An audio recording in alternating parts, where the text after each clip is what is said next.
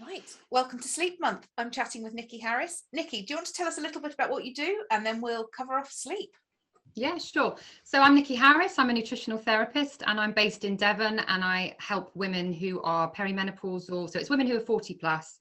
So perimenopausal, women who are in menopause and postmenopause as well. So I do support women with hormone issues. So, if I have a client that comes to me with PMS or endometriosis or PCOS, I wouldn't turn them away. But generally for, just for me to niche down, I generally work with women who are 40 plus and just help them and support them through menopause so that they have an understanding of what's going on, why they feel the way they feel, how they can be supported, and how I can support them through diet, lifestyle, mindset, and also movement. So I encompass that into my programs and, how I work with my clients so that they can get the results that they want and also relief to the way that they're feeling. So yeah, that's what I love. I love to do it. And I love to, when clients have finished working with me, I love to have been part of their journey and sort of knowing that I've kind of almost, it's like being on a bike when you're small and you get the stabilizers on and you let them go and they're kind of off on their own, and seeing that transformation is really lovely. And, I give them the tools so that they've got everything that they need at their fingertips. So that they can go off and feel quite comfortable and confident to continue and feel great. So yeah, that's what I do. A little bit about me. So you must see people coming to you all the time with disrupted sleep. Yeah, it's up there with a long list of other things, but yeah, sleep is quite a big one. So I think it's, for me, I mean, I'm 46 now, and it was one of the things that I really noticed in my late 30s. Same. So yeah, that was for me the first thing that I noticed was like my sleep was really interrupted. But yeah, I think it's having an understanding and just knowing about what's going on and other potential reasons. So yeah, that's why I thought it'd be great to hop on today, just to give you some little pointers, some ideas of and to be honest with you, there's no real magic in this. It is just about taking good care of ourselves as well, I think, and I think that's probably kind of underpins all of it, really, doesn't it? Yeah, I think sometimes we tend to be like, the dog bowl along from the dog. It's the family, the kids, the dog, if you've got one, and then you're at the end. We might be along there somewhere, yeah. Yeah, so, you're like the fifth dog bowl along. So, I think sleep feels like such a biggie because, if we don't sleep well, we feel awful. We feel even worse. So it's not like with some of the symptoms when you sort of think, okay, well, if I know a hot flush is coming, I can kind of take preventative measures and then it passes. And, it's been pretty horrible in the moment, but it's passed. Or brain fog, you can sort of go, okay, sorry, forgot my word, blah, blah, blah, but if you're not sleeping, it impacts all of the rest of those things so much more, doesn't it? Absolutely. Yeah. I mean, if, just a couple of nights of not having good, restorative sleep can affect our mood and our memory the next day. So if, we have those common symptoms that can impound us when we're going through perimenopause. So if we're not getting a good night's sleep, we don't feel refreshed when we wake up. You feel tired. It's an effort to get out of bed. You start the day off all kind of like grouchy, you haven't got any energy, and potentially sometimes, people will reach out for a cup of coffee, and then they potentially, not everybody, but, reach for biscuits and snacks to keep them going, because it's that kind of energy food we reach for when we're tired. And also, studies have shown that when we are not getting, really good restorative sleep, that it does affect our hormones, our ghrelin and our leptin, our satiety and hunger hormone. And then that can actually then increase the need for snacking throughout the day. And then that has an effect on our blood sugars.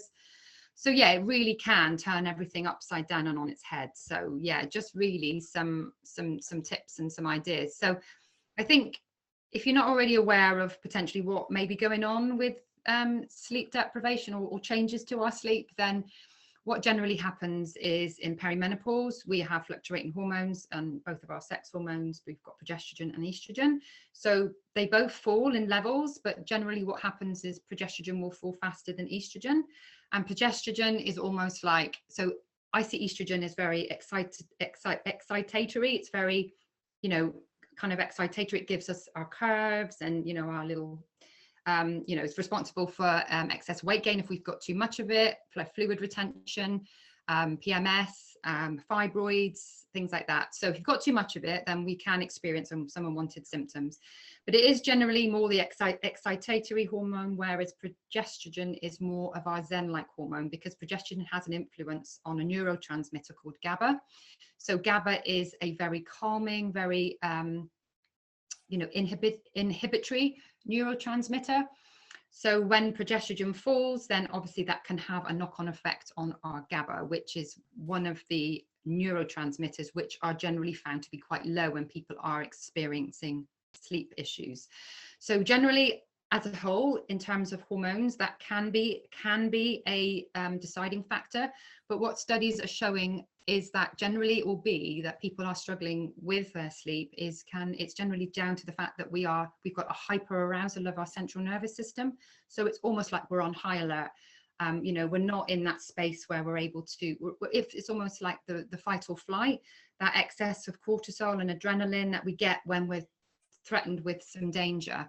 So it's that hyperarousal of the central nervous system. So it's constantly on alert, and we're not in a position where we're kind of like resting. We're able to rest and digest. If our body, so it will basically be, too much going on, spinning too many plates. If you've just got a predisposition to be more anxious, if there's emotional issues, it could be sort of psychological, physiological, but it will generally be, I think what I'm reading in studies, it's the underpinning of that is that hyperarousal of that central nervous system. So it will be lower levels of GABA, higher levels of cortisol, and, maybe like higher levels of calcium and, other hormones. So it can really impact on our sleep. So I think it's fundamentally really important to make sure that we're giving ourselves time and space to relax and have that. I mean, we have got busy lifestyles. I know, we work, we've got children, we've got elderly parents, we've got the dog to walk, we've got our social life, we've got ourselves to take care of, and amongst all the other hormonal changes that are going on. So it can be a lot going on in, when we hit 40, we are at that stage of life where we can have a little bit more going on than we would generally like. But it's how you deal with that. And I think the most important thing to take away from this is to be aware of your environmental surroundings.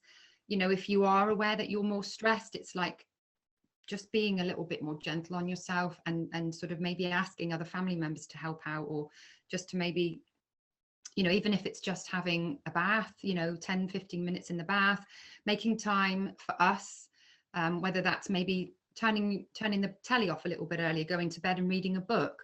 It's whatever works for you. There's no magic bullet. It's maybe taking more restorative exercise like yoga or Pilates, rather than trying to jump around doing a HIIT exercise, like, because you're trying to maybe lose some excess weight. So it is really about listening to your body and really listening to what it's telling you, because we do really need to bring that central nervous system down from that hyperarousal state that it's in.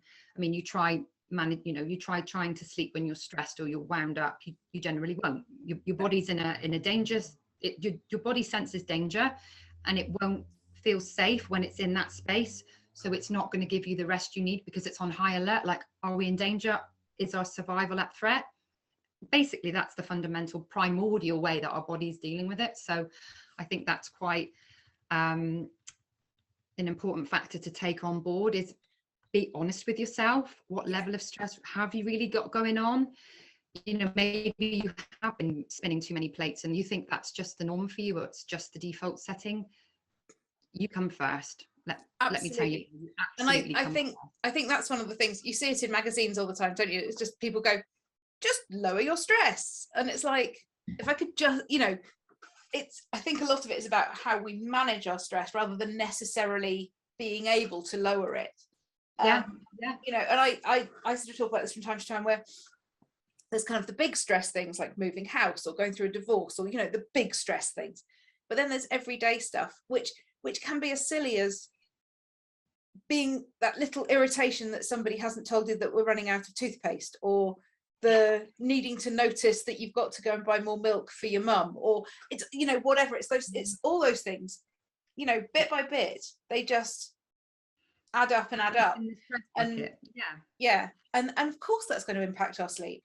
Absolutely. And I think, I think the first step is awareness and accepting that, yes, you have got, a lot on your plate, potentially, whether it's an emotional situation, which is unavoidable, like you say, a death of a loved one or a divorce, things like that. That's life. But it's how we deal with it. It's being kind to ourselves in times like that, and just knowing that, maybe you're not able to go and help the neighbor do their shopping at that moment. And it's about, I just can't spell it out in any other way. It's just to be aware and to accept and to take that on board is the first step. And then just to do what you can to alleviate that. And if it is just, after you finish work, after you've shut your laptop down, just lie on the bed for 10 minutes and do some deep breathing or a meditation or whatever works for you. But and I think sometimes when we've got an anxious personality, that we do like to busy ourselves because we feel that we should be busying, and some people feel guilty for sitting down because, I should be doing something, I've got the kids to do, and no, give yourself that time to sit down, and there's only one you, and you need to really nurture and really take control of that, and make sure that you are taking care of yourself. And it's very easy to say, well, I haven't got time and I'm too busy. Those are excuses we use when we don't want to deal with things head on. So acceptance is the first stage. So I think also in terms of diet, we need to be addressing what we're eating. So if we're guzzling cups of coffee all day long and we're eating, high carbohydrate foods, especially refined grains and refined carbohydrates, lots of sugary, lots of crisps, lots of biscuits, those kind of things, studies have shown that really can impact sleep. So, maybe, and studies have actually shown that a lower carb diet is helpful with sleep. And I know sometimes people say, well, I need carbs to sleep. And yes, carbohydrates do raise our serotonin levels, which the serotonin pathway will go right down through to melatonin, which is the hormone that we need to sleep. So but studies have shown that a low carb diet is quite effective in helping with sleep as well. So I think it's about looking at your diet. Are you really eating healthily? Are you maybe eating too much? Are you eating late at bed? So ideally we should be leaving 2 to 3 hours before bedtime. No nighttime snacks, no getting up in the night and raiding the fridge. Cutting out caffeine about 11 a.m. Being mindful of alcohol will disrupt our sleep patterns. So it's obviously looking at our diet and just making sure that we're giving our body the nourishment it needs, and also looking at our lifestyle, as I mentioned about the stress and things like that. If we are stressed, we can't remove stress sometimes, but we can do what we can. So if it might just be maybe getting up 10 minutes earlier and doing a meditation, or going for a walk in your lunch hour, or rather than doing that HIIT training exercise, sort of like 6-7 o'clock at night, I'm going to do a Pilates class or a yoga class instead, or having a bath, and also electronics as well. There's lots of research that shows, being glued to our phone. If you're somebody that's sat in bed and you're scrolling through Instagram and Facebook, or you're on your iPad reading stuff, you might want to just have a rethink on that and maybe put those devices away a good couple of hours before sleep. Making sure that we've got good sleep hygiene so that we are preparing ourselves. We're generally going to bed at the same time every night. I would recommend that most people are in bed by 11 at the latest. Staying up past that, then you're going into your hours of where the body will be detoxifying. That's such a late night for me these days. I know. I'm in bed by 10. 9 o'clock. I'm like, can I go to bed yet? Yeah, absolutely. So it is about getting that sleep hygiene ready. Have you got good ventilation in your room? Is your bedroom too hot? Is your bedroom too cold? If your husband snores like mine does, okay, earplugs go in, and I've got an eye mask. I mean, not that there's an awful lot of light pollution around, but if you are living in a suburban area and there's lights outside, a nice eye mask, just simple things like this are really, really good tools to get into place. It's about getting into a routine. So, making sure that you're not sat, of an evening with all the lights on, dim the lights, because, for our body to produce, also our pituitary gland to produce the melatonin, which is the hormone that helps us to sleep, the body needs to be in a dark in a dark environment for that to be released. So if we're sat there with all the lights on, the telly blasting, you're on your iPhone, is it any wonder why you're not sleeping? Your mind's stimulated because your little pituitary gland in your brain's thinking, oh, it's daylight, there's light. It gets confused. Yeah. So and melatonin as well is a really powerful antioxidant as well. So it's oftentimes where you'll see studies where, shift workers can often find themselves with more chronic disease. So that's something to be mindful of. And also maybe like taking a sleep diary or a sleep journal, maybe tracking your sleep. You can do it on an app as well. So yeah, I mean, I think, if clients come to see me, that we would be looking at their stress levels through doing a cortisol test, just testing the diurnal curve throughout the day. So cortisol should be generally highest in the morning, and it should taper off throughout the day. And then so it's cortisol in the morning, tapering off to melatonin in the evening. And then that's what we know is our circadian rhythm. So just, making sure that we've got the right environment for bed. Sometimes a nice warm bath is quite nice, helps us to get in that sleepy, especially if you put some nice relaxing sort of oils in the bath.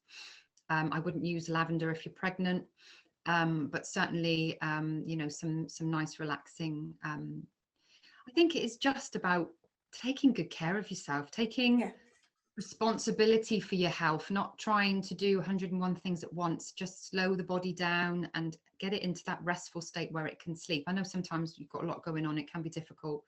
I'm not going to touch on supplements because they are quite specific and quite personal. And also I think, maybe even invest in a nice massage or some, aromatherapy massage, or do something to, a beauty treatment or some acupuncture or whatever it is. There's lots of other complementary therapies out there that can help to bring that cortisol level down, so that we're in a more of a rest and digest situation rather than a fight or flight situation. So and I think research has actually shown that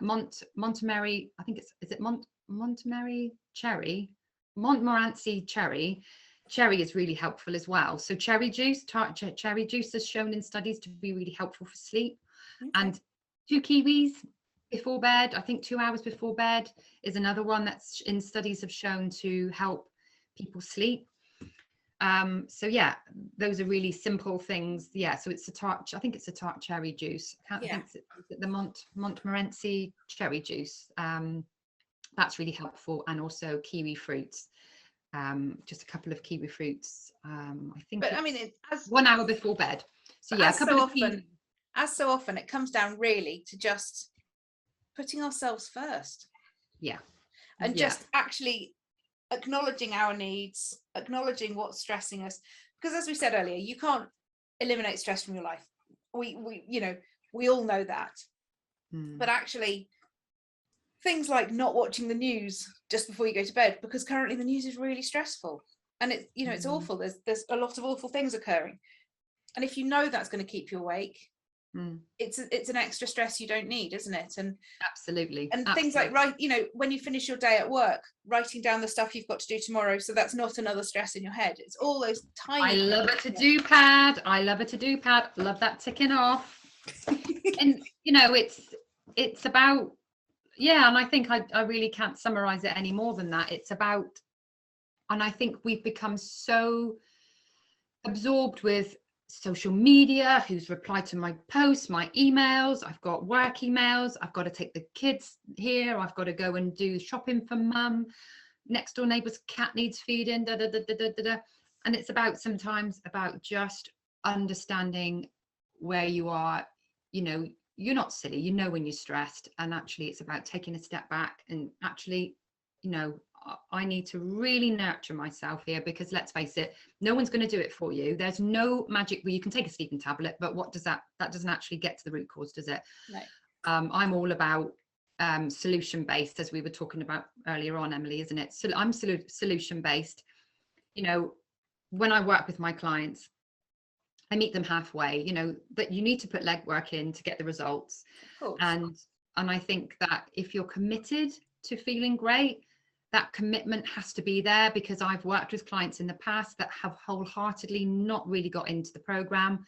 They haven't got the results that they wanted because they, oh, I can't be bothered with this. This is too much like hard effort, hard work. But it's not. It's simple strategies. Sometimes people just aren't ready to address those things. Not that, you know, and I think that's really important, is being in the space to be ready to acknowledge that we need to just take a step back and really take care of ourselves. Awesome. I think that's really it. So I think for fermented milk's another one that was shown in studies to be, so fermented milk like kefir, as well, and sort of like I know, like when we were small, like you'd always have like a little mug of warm milk, but there is, you know, that there is the elements in the milk as well that can really help. So, and chamomile tea is another one as well that can be quite helpful. So there's some kind of generally inexpensive remedies there, and as I say, there are supplements that are really helpful, but that's not a space that I'm prepared to talk about here, because it is so personal. And you know, I've said this a lot, you know, it's too personal. People think because they can buy supplements over the counter that they're therefore going to be fine for everybody, and they're not. And we've talked about this just before we started recording. We will cover off supplements at another time. Now, thank you so much, Nikki. That's been brilliant. That's okay. Well, I hope you know, some of the ladies have found that helpful. As I say, it is really, when you break it down, it is really quite simple. There's no magic bullet. There isn't no magic bullet. If you do decide to ever work with me in the future, there isn't a magic bullet. There is just commitment and a willingness to move the needle forward from A to B. So and it's really simple when you break it down, and the results can be, you know, life-changing. Brilliant. Thank you so much. That's okay. You're more than welcome. And I say